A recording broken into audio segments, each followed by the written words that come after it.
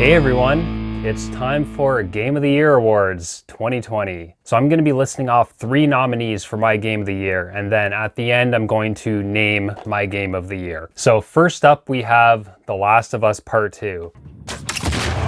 Hopefully some of you watched my discussion/review on that game. I had a lot of things to say about it, as did many people. While the game is very flawed in many ways, the game definitely was saved by its gameplay and its environmental detail and just its attention to detail overall. I can't stress enough how good the gameplay is and how much fun it is in that game. And I still want to go back to it to redo certain parts and the new game plus stuff, and you can like do slow-mo and extra options in there. I have to say the accessibility options in that game were great. Like, they were better than any console game I've ever seen. The amount of things you could change in the game. This barely makes it on here just because I didn't play a ton of games compared to what's been released. There's been so much released this year. Like, I only played a little bit of Doom Eternal, still have to get to that, and Crash Bandicoot.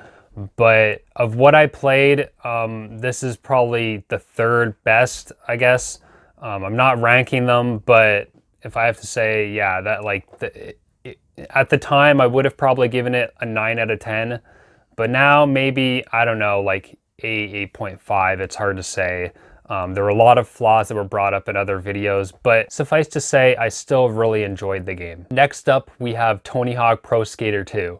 Get out of here, you creep! This game is everything I could have imagined from a reimagining of one of my childhood favorites, and also for a modern entry in the greatest extreme sports franchise of all time. It does everything perfectly, aside from maybe the menu system, which is a little convoluted, but that's to be expected from almost all AAA modern games. This is just so much fun. It's just pure joy. Yeah, there's not much to say. If you love Tony Hawk, then you're going to love this game. If you love the first 5 to 6 entries in the series, you're definitely going to really enjoy this game. I'm going to keep playing it, and it'll be a mainstay until they release another quality Tony Hawk game. And lastly, we have Dreams. Now, I already did a video on Dreams, and yeah, like just gushing about it and letting people know about it. I'm still surprised at how little hype this got leading up to the release and how little people know of it. Whenever I mention it to anyone, people haven't heard of this game.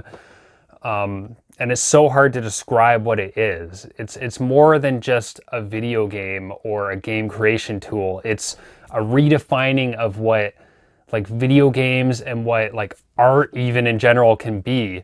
And I know that's very like fluffy and elusive statement, but you just have to play it to understand. If I had to explain what it is technically a video game creation tool, but also a tool to create sculptures, CGI films, music videos, or all of the above combined together. If you don't want to make creations, you can play there's thousands of creations to play in this, so you'll have more than enough to keep you busy. Yeah, I think everyone should just go check out this game, go buy it, or just watch some YouTube videos of it. There's some amazing things done, like graphically or gameplay wise or just creatively, that yeah, but the best way to experience it is to just sit down and play it and kind of browse through and see all of the options at your fingertips to play, and then maybe that'll inspire you to create something. So now this is the moment you've all been waiting for, the reveal of my Game of the Year. So the winner is Dreams, of course. Yeah, well, actually, it was a close call between this and Tony Hawk Pro Skater 1 and 2, because that game is just so much fun. And Dreams is technically not a game, but for what it is, you can purchase it. It's a physical disc in a physical case that you can purchase for PS4, and it's pretty cheap, by the way. When I bought it, it was only 50 or 60. I think it was 50 Canadian, so it might be like 40 American, but I think it's half that price now. But for the experience, it's unlike anything I've ever played. I think it's the most groundbreaking thing that's come out in the past console generation.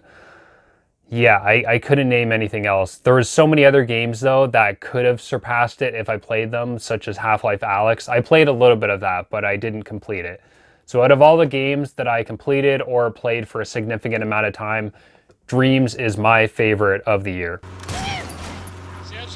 Thank you all for watching. Stay tuned for more best of videos. There's going to be 3 more. I'll be doing best TV shows, best movies, and best albums.